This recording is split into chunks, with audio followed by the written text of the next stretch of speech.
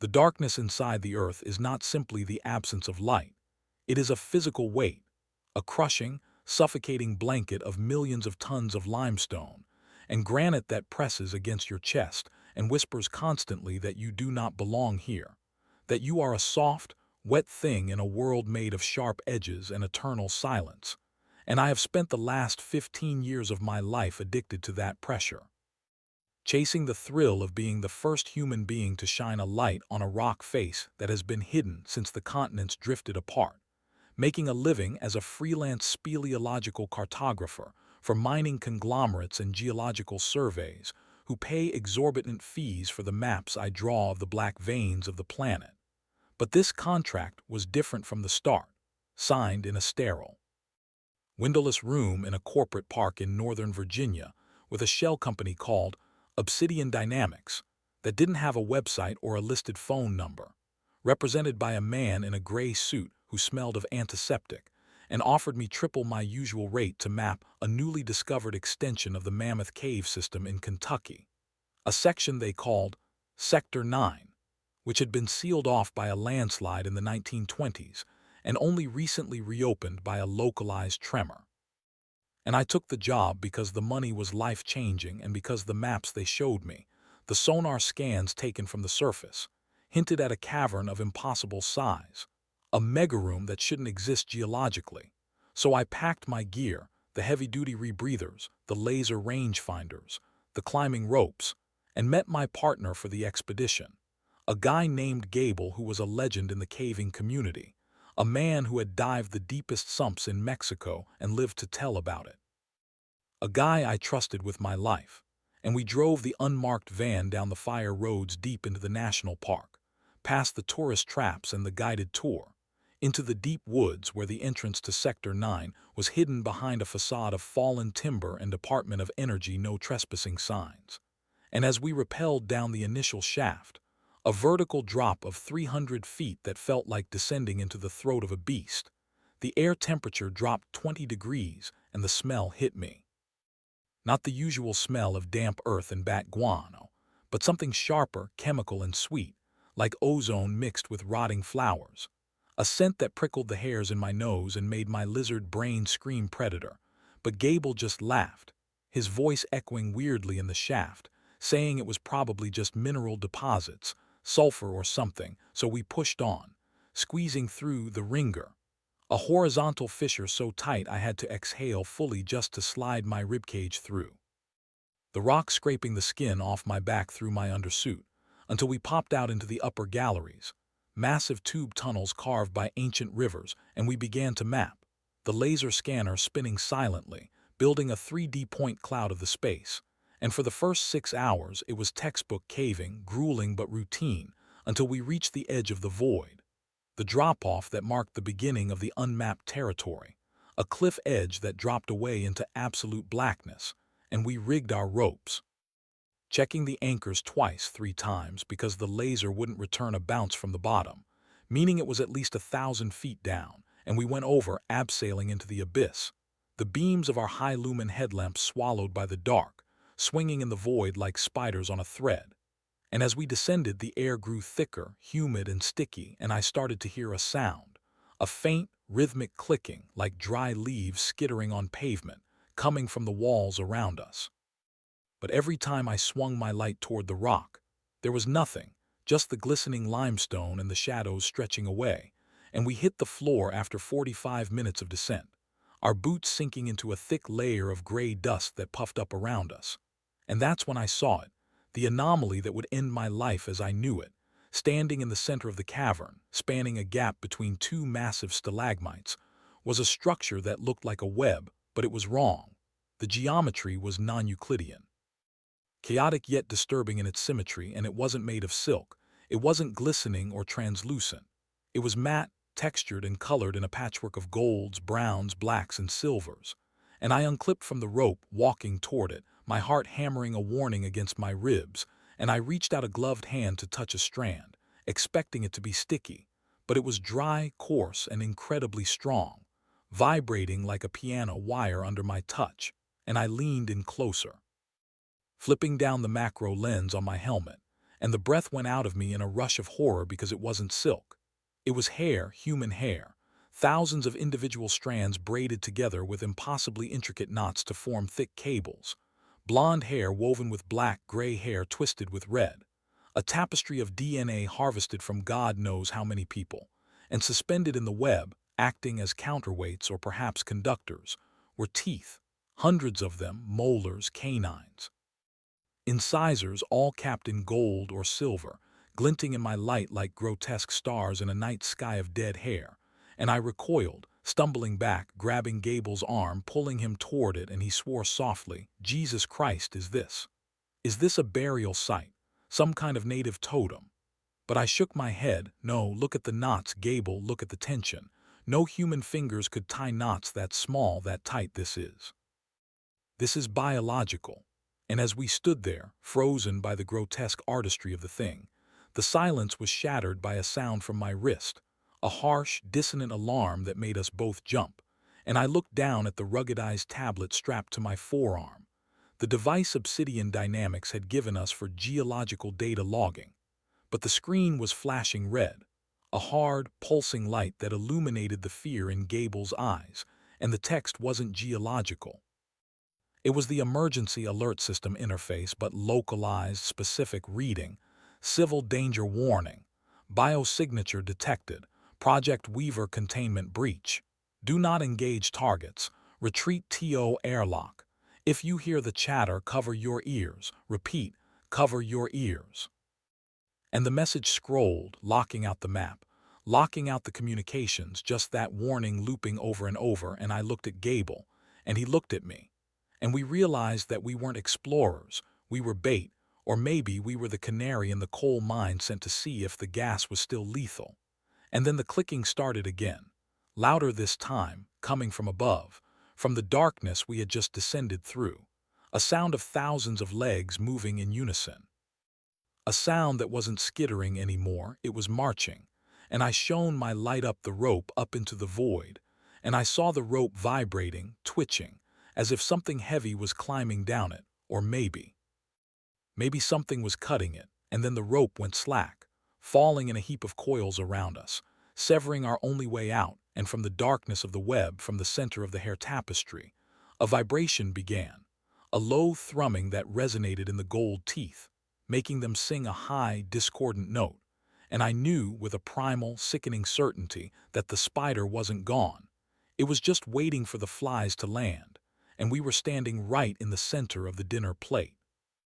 The severed rope lay in a tangled, hopeless heap of static nylon at our feet, a vibrant orange pile that looked like the entrails of some synthetic beast, and I stared at it, my brain refusing to process the physics of what had just happened, refusing to accept that the lifeline which connected us to the surface, to the sun, to the world of the living, had been sheared not by a jagged rock or a frayed edge, but by a clean, surgical cut made high up in the darkness by something that understood the concept of gravity and entrapment. And Gable was screaming, a raw, ragged sound of panic that echoed off the limestone walls and bounced back at us, amplified by the acoustics of the cavern until it sounded like a choir of terrified men. But I grabbed him, clapping a hand over his mouth, my gloved fingers digging into his cheek, whispering harsh and desperate into his ear. "Shut up, shut up." The tablet said, "Cover your ears." It said silence, and we froze, two specks of biological heat in a cathedral of cold stone, huddled beneath the glow of our headlamps which now felt like target markers. And in the silence that followed, the web began to sing, a low, resonant vibration that started in the center of the hair tapestry and radiated outward, the gold teeth rattling against each other like chimes in a windstorm, producing a sound that wasn't music but data, a complex, rhythmic clicking that set my teeth on edge and made the fillings in my own molars buzz with a sympathetic vibration, a physical intrusion that made me want to claw my own jaw open. And I looked at the tablet on my arm, the screen flickering with a new message, scrolling rapidly. Containment Protocol 5 active.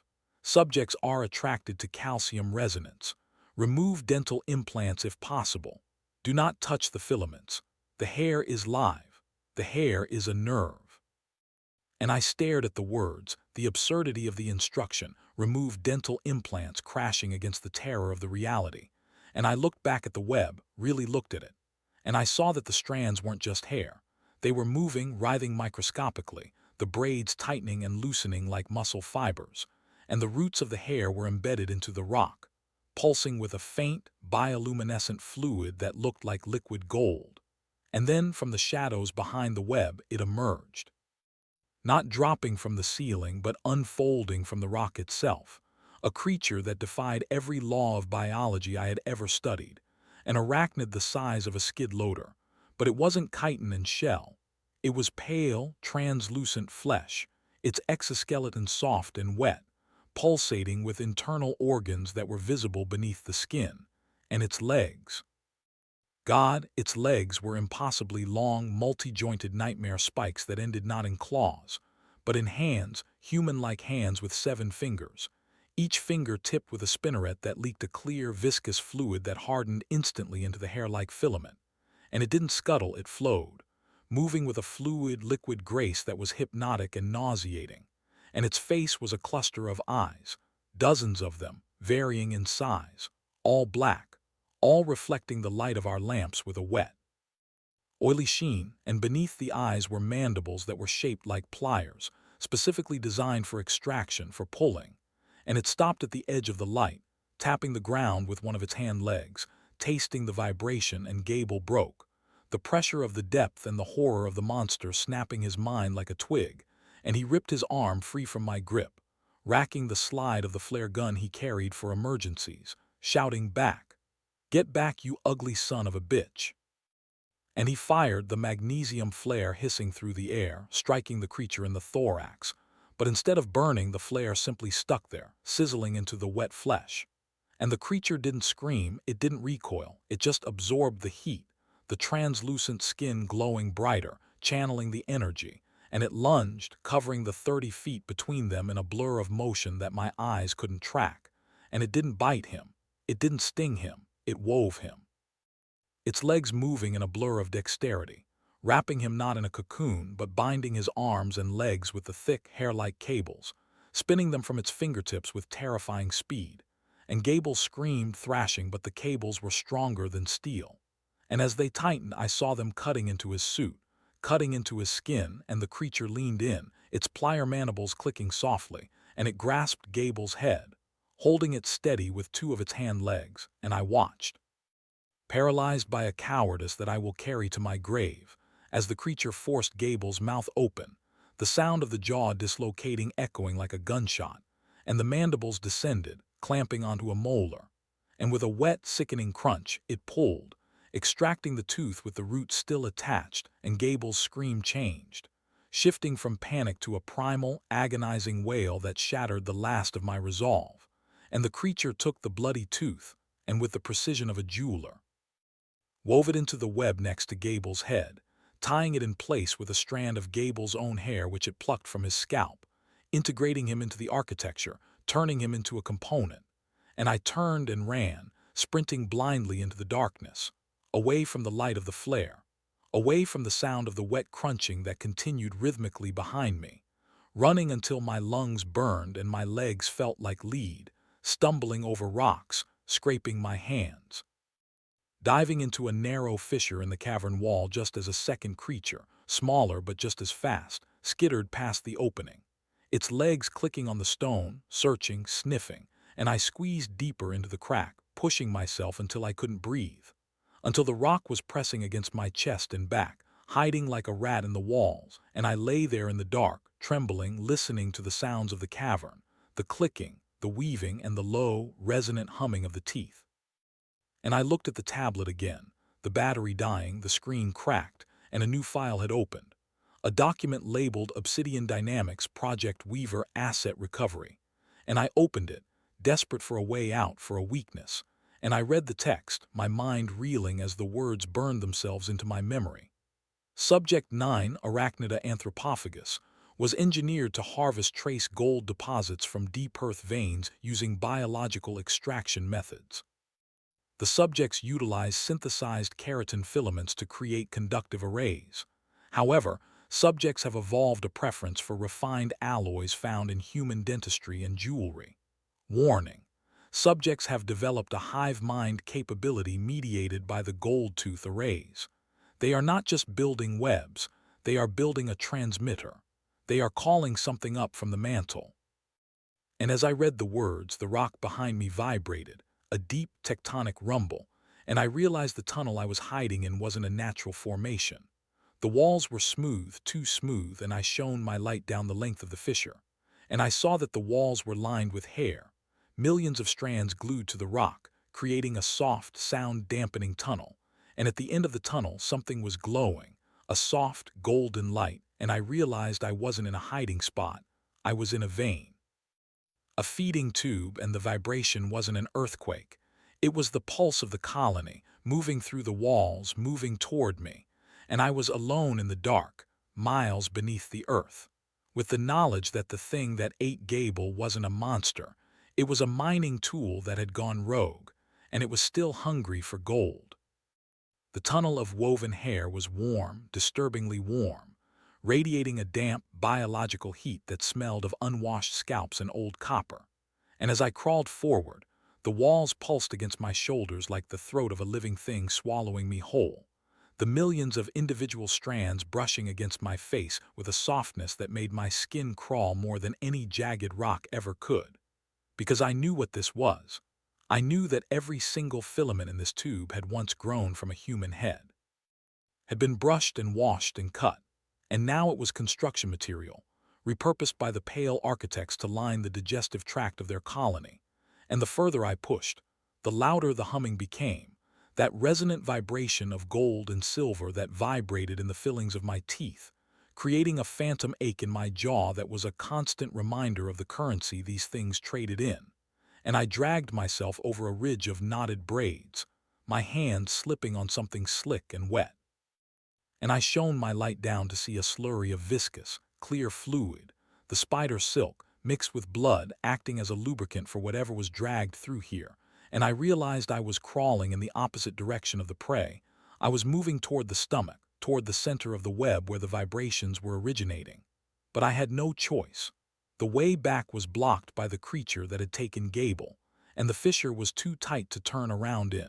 So I pushed on, hyperventilating in the stale air, until the tunnel opened up abruptly into a space that my brain refused to comprehend, a cavern that had been converted into a forward operating base, a human structure built of aluminum and plastic that had been overrun and assimilated by the infestation.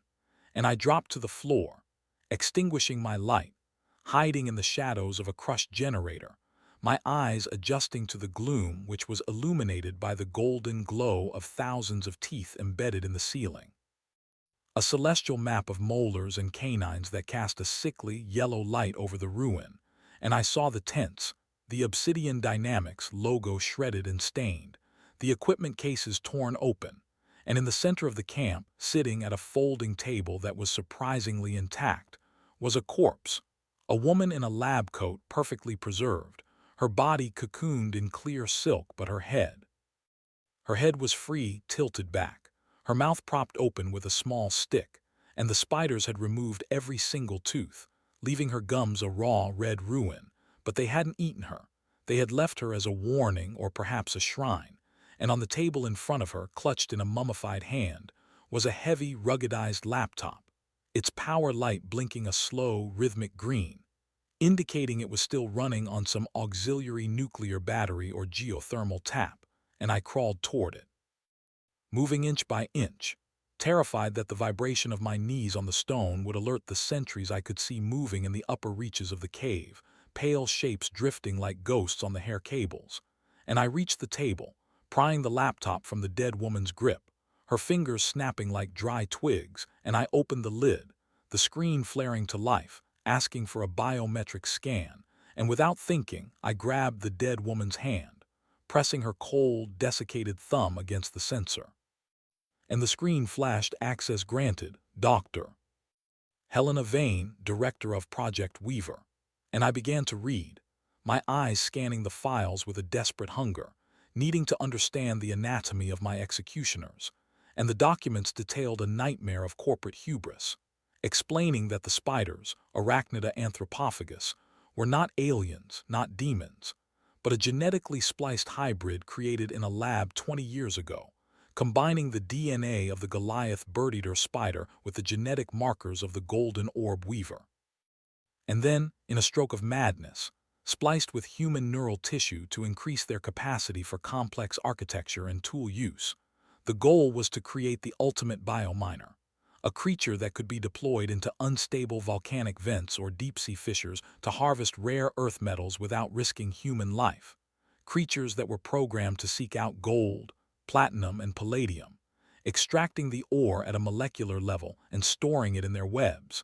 But the project had failed, or rather, it had mutated. The log entries from Dr. Vane described the asset deviation, noting that the spiders had realized that refining ore from rock was energy inefficient. They had calculated, with their human-enhanced brains, that it was mathematically faster to harvest refined gold from the humans themselves, to take the rings, the chains, and specifically the dental work, which was soft, malleable, and highly conductive, and the logs detailed the collapse of the facility. How the spiders had breached containment not to escape, but to farm, realizing that the humans were walking banks of resources, and they had begun to breed, using the hair not just for structure, but as a neural network. The report explained that hair is piezoelectric. It generates a charge when stressed, and by weaving millions of strands together, the spiders had created a massive, bioorganic antenna.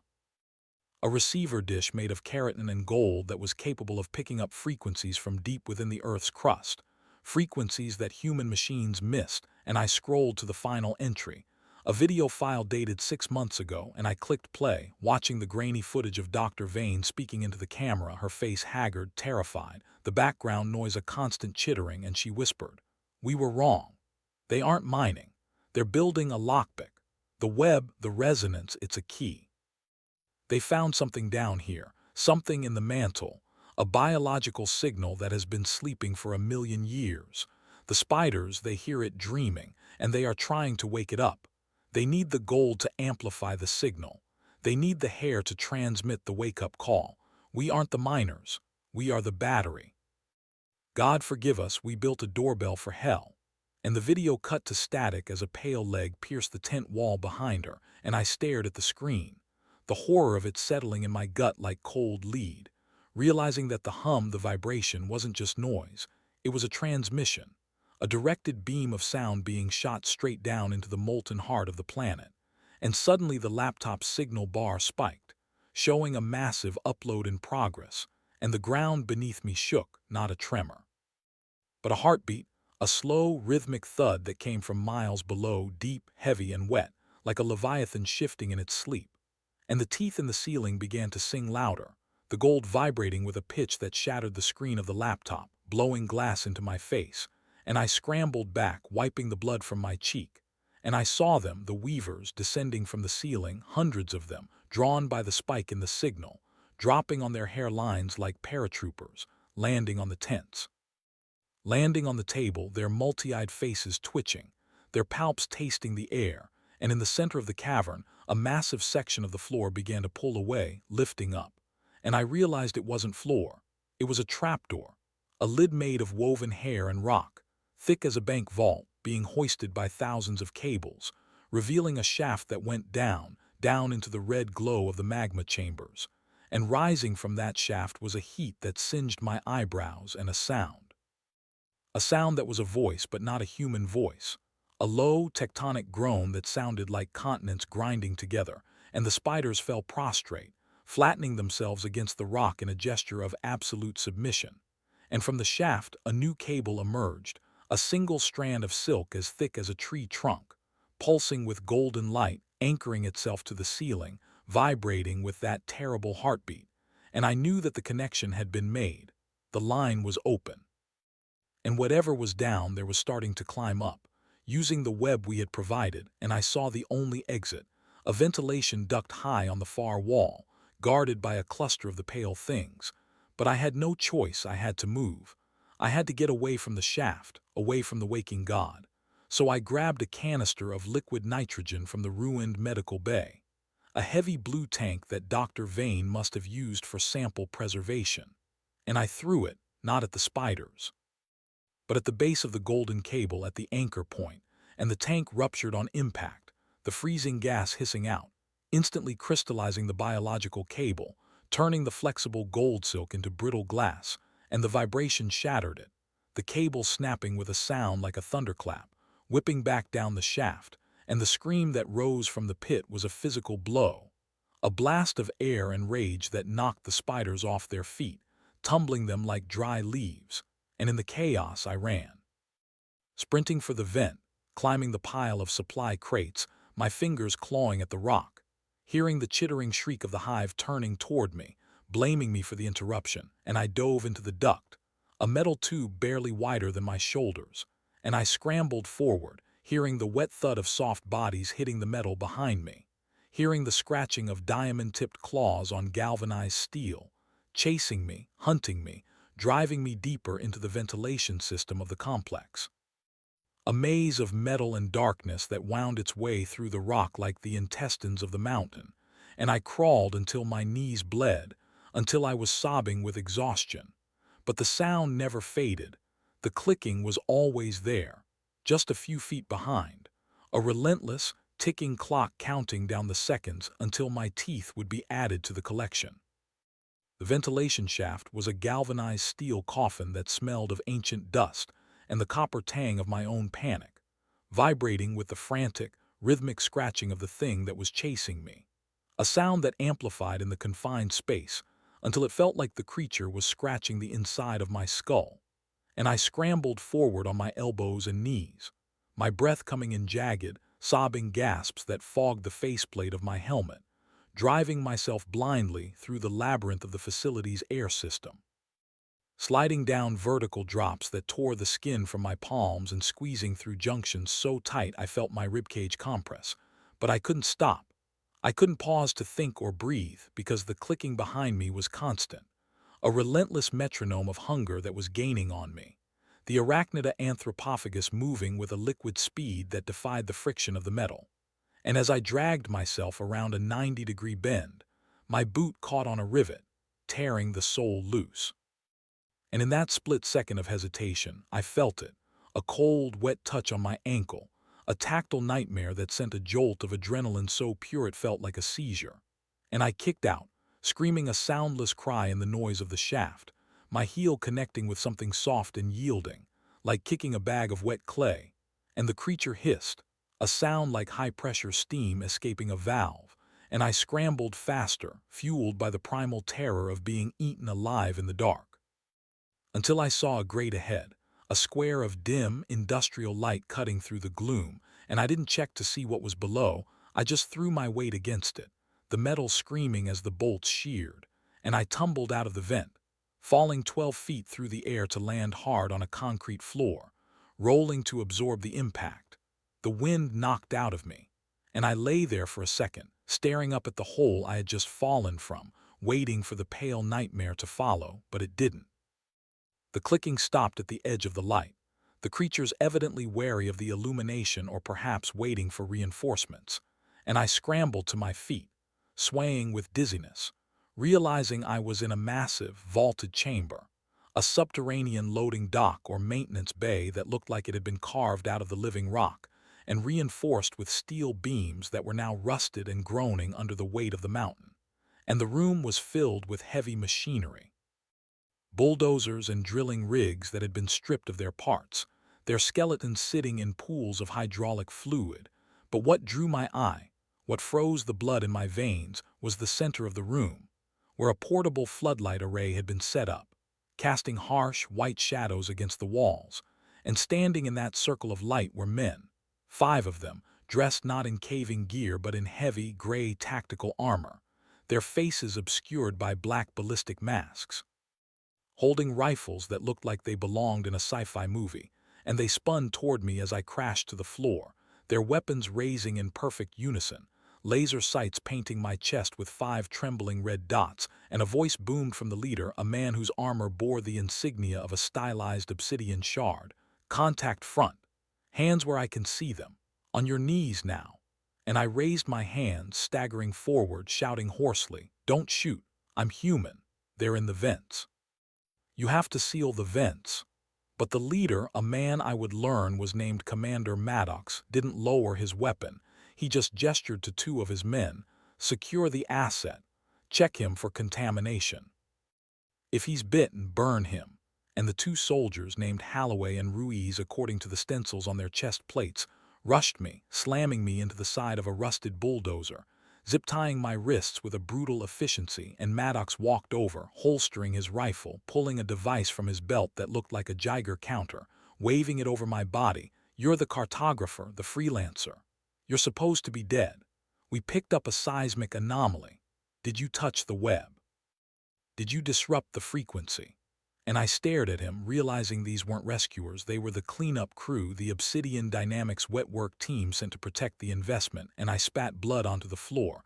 "The web is a transmitter. They're waking something up. You have to leave the gold. They want the gold." And Maddox laughed, a cold, metallic sound behind his mask. "We know what they want. That's why we brought the bait.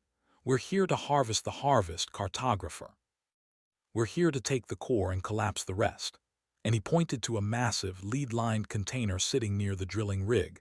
"Now shut up and stay put while we finish the extraction." But before he could turn away, the air in the room changed, the temperature dropping 10 degrees in a second. And the sound started not from the vents but from the floor, a low, grinding vibration that shook the heavy machinery, causing the tools on the workbenches to rattle. And I saw Holloway look down, confused. "Commander, the seismic sensors are spiking. It's not a tremor. It's coming from everywhere." And then the lights flickered, the portable floodlights dimming and buzzing. And in the darkness of the ceiling, the gold teeth embedded in the rock began to glow, faint at first, then brighter. A constellation of stolen molars igniting with bioluminescent warning, and Maddox screamed, "Perimeter! Defensive formation! Audio dampeners on!" But it was too late. The ambush was already sprung, and they didn't come from the vents. They came from the shadows of the machines, from the cracks in the floor, from the ceiling above, flowing like water. A tidal wave of pale, translucent bodies, hundreds of them. The warrior caste of the Arachnida anthropophagus, larger than the ones in the tunnels, their bodies armored with plates of woven hair and gold. And the first casualty was Ruiz, who was standing nearest the shadows. He didn't even have time to scream. A spider the size of a wolf dropped from the gantry above, landing on his shoulders, its weight crushing him to the ground, and it didn't bite his neck. It didn't go for the throat. Its mandibles, those terrible plier-like appendages, clamped onto his face mask, ripping the ballistic polymer away with a sound like tearing metal, and Ruiz shrieked, "Get it off! Get it off!" Flailing, but the spider was precise. It forced his mouth open, its many eyes focusing on the glint of metal in his mouth. Ruiz had a gold bridge.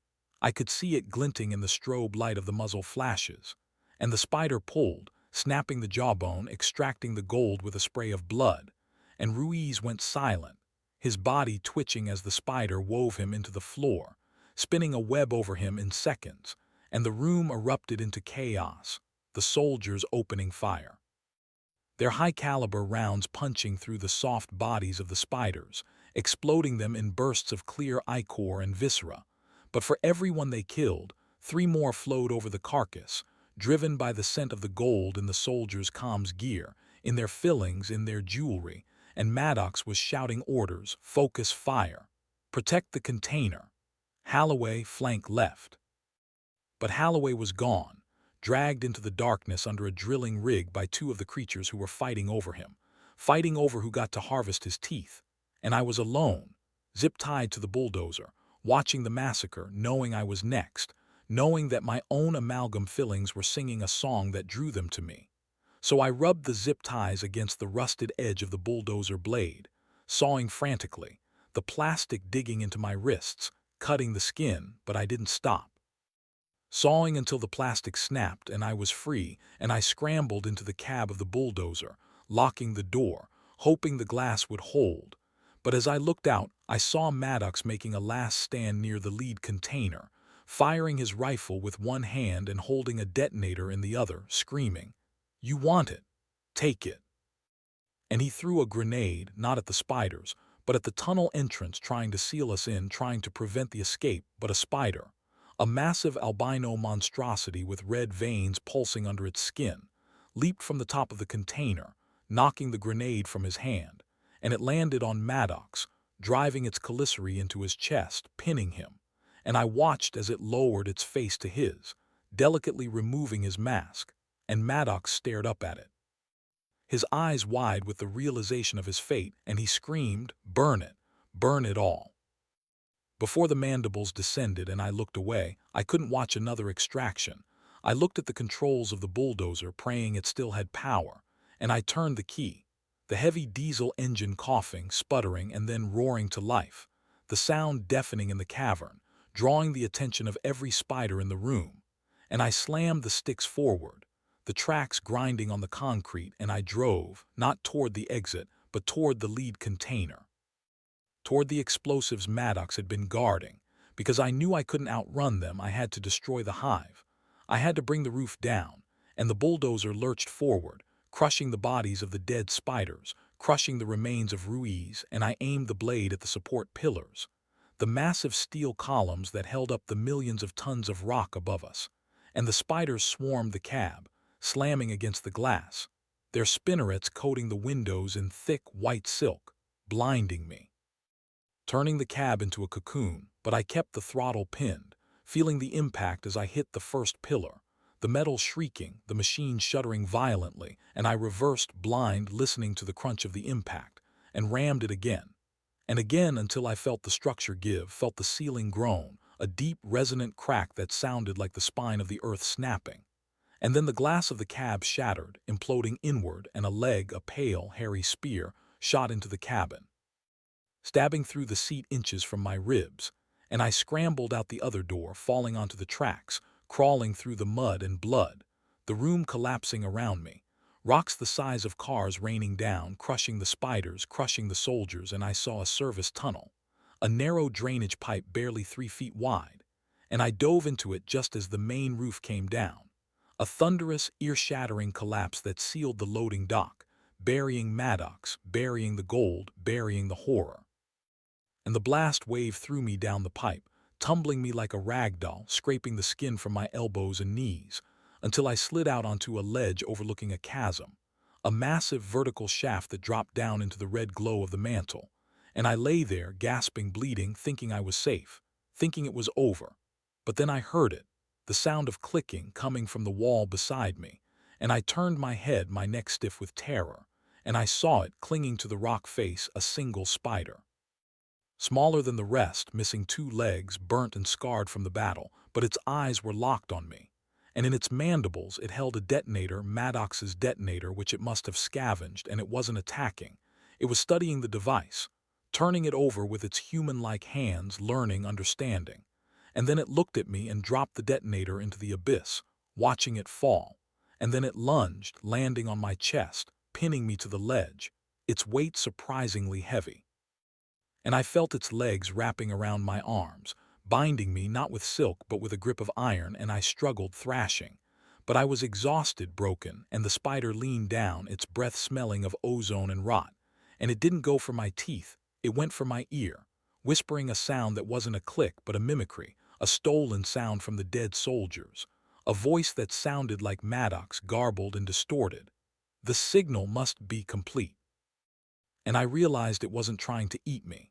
It was trying to use my vocal cords, my biology, to replace the broken transmitter, and I reached for the flare gun on my belt.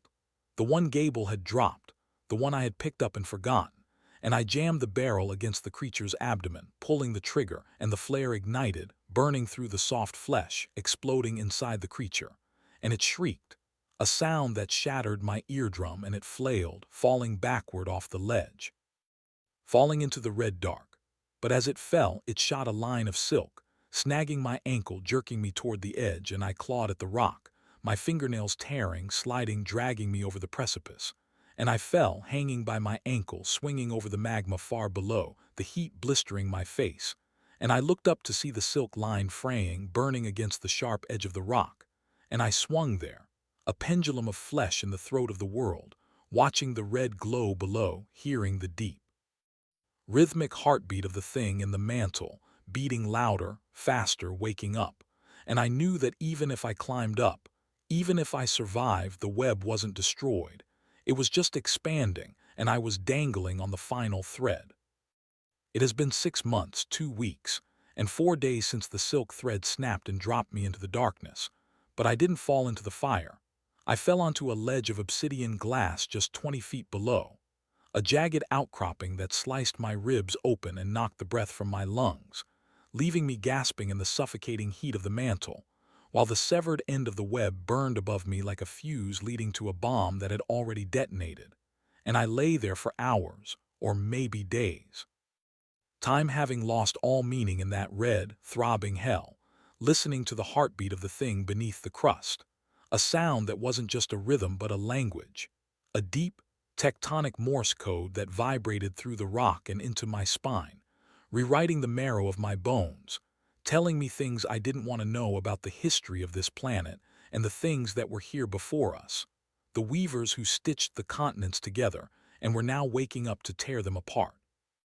And I survived by licking the condensation from the cool side of the rock, by eating the moss that grew in the cracks, and by climbing until my fingers were stripped of skin and my nails were torn out, ascending the chimney of the volcano, inch by agonizing inch, avoiding the patrols of the arachnida anthropophagus that scurried along the walls carrying their prizes of gold and bone, until finally, miraculously, I squeezed through a steam vent and collapsed onto the snow-covered forest floor of the national park, blinking in the moonlight, thinking I was free, thinking I had escaped the nightmare. But I was wrong, because the moment my head hit the dirt, the floodlights hit me, blinding white beams from black helicopters hovering silently above the tree line, and men in biohazard suits descended not to help me, but to bag me, zipping me into a thick plastic containment sack that smelled of chemical disinfectant and fear. And I woke up here in this room, a sterile white box with padded walls and no windows, located in a facility they call the Whispering Pines Convalescent Home, but which I know is a black site holding pen for the survivors of Project Weaver, a place where the doctors don't ask you how you're feeling. They ask you about the frequency. They check your gums. They measure the length of your hair with calipers every morning. And they tell me I'm crazy. They tell me I was trapped in a cave-in and suffered acute hypoxia which caused vivid hallucinations. They tell me there were no spiders, no golden webs, no ancient gods sleeping in the mantle. But I know they are lying because I see the way the orderlies walk, stiff and jerky, like puppets on strings. And I see the way the nurse, a woman named Ratched, a joke I'm sure they find hilarious, smiles at me, her teeth perfectly white, perfectly straight. But when the light hits them at the right angle, I see the glint of gold underneath the porcelain caps. I see the wiring that connects her jaw to her skull. And I know she is one of them, or at least working for them, a drone in human skin. And the cover-up is absolute. I am allowed 1 hour of television a day. And I watch the news with a sick fascination, seeing the reports of unprecedented seismic activity in Kentucky, the entire Mammoth Cave Park closed off due to unstable sinkholes, the town of Cave City evacuated and erased from the map, replaced by a gray blur on Google Earth, and the financial reports, the scrolling tickers at the bottom of the screen that talk about the sudden, inexplicable surge in the price of gold, the shortages of platinum, the raids on jewelry stores where nothing is stolen but the gold, and nobody connects the dots. Nobody realizes that the economy isn't being manipulated by banks. It's being harvested by a colony of arachnids that are building a transmitter the size of a state, and the physical trauma is bad. My leg never healed right. I limp with a permanent, grinding pain. But the psychological damage is worse because I can't stop hearing the clicking, even in this soundproof room. I hear it in the walls, in the plumbing, the rhythmic tapping of thousands of legs moving behind the drywall. And I know they are here. They followed me, or maybe they were already here. Infestors hiding in the infrastructure of the hospital, waiting for the signal. And the worst part is the hair, my own hair. I shaved my head the first day I got here. Used a plastic spoon I sharpened on the floor to scrape my scalp raw. Because I could feel the strands moving, twitching, trying to weave themselves together, trying to form knots, trying to turn my own head into an antenna, and the doctors restrained me. They strapped me to the bed and sedated me, and now my hair has grown back. Long and thick and blonde, growing unnaturally fast, and I wake up in the morning and it is braided, complex, impossible knots tied while I sleep, patterns that look like circuit boards, and I try to pull them out but they are strong as steel wire, and I can feel the vibration in the follicles, a low hum that connects me to the hive, and I realized last week that I am not a prisoner, I am a repeater, I am a node in the network. They kept me alive because I touched the web, because I absorb the radiation from the mantle, and I am broadcasting the wake-up call to every spider in a 100-mile radius. And I tried to tell the other patient, a man named Miller who screams about the rats in the subway. But he just looks at me with hollow eyes and tells me to listen to the pipes. And so I did. I pressed my ear to the cold metal of the sink drain, and I heard it, the voice of the thing in the mantle, speaking not in words but in screams. A chorus of millions of human voices, the voices of the people whose teeth were taken, whose hair was harvested, trapped in the web, singing the song of the sleeper. And last night, the door to my room opened not by a key, but by the lock picking itself, the tumblers clicking into place with the sound of tiny mandibles, and a spider crawled in, not a monster, just a common house spider, small and brown, but it stopped in the center of the room and looked at me, and then it began to weave, spinning a web between the bedpost and the nightstand, but it wasn't a normal web. It was a map, a perfect cartographic representation of the facility, showing the exits, showing the ventilation shafts, and showing the processing center in the basement where the missing patients go. And then it tapped the floor 3 times and I understood. I understood that the arachnida anthropophagus aren't just in the caves anymore. They have hybridized. They have bred with the local populations. They have passed the genetic code down to the garden spiders, the wolf spiders, the daddy longlegs. The invasion is total and microscopic. And the spider was telling me to run, not to save me, but to move the signal, to take the transmitter, me, to a higher elevation, to the roof, so the broadcast could reach the satellites. And I stood up, my legs shaking, and I walked into the hallway, which was dark and empty. The nurse's station abandoned, a cup of coffee still steaming on the desk, but the floor. The floor was covered in a carpet of hair, a thick plush rug of woven human hair that muffled my footsteps, and I followed it, walking through the silent hospital, passing rooms where patients lay in their beds, cocooned in silk, their mouths open, their teeth missing, glowing gold wires running from their jaws to the ceiling, powering the lights, powering the building. And I realized the hospital was the hive, a farm for biological batteries, and I reached the stairwell, climbing up toward the roof.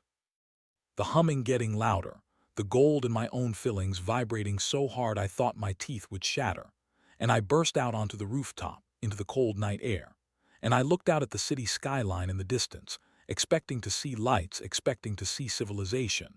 But the city was dark, the power grid failed, and rising from the skyscrapers were webs, massive, shimmering cables of gold and hair connecting the buildings, turning the metropolis into a single, massive instrument.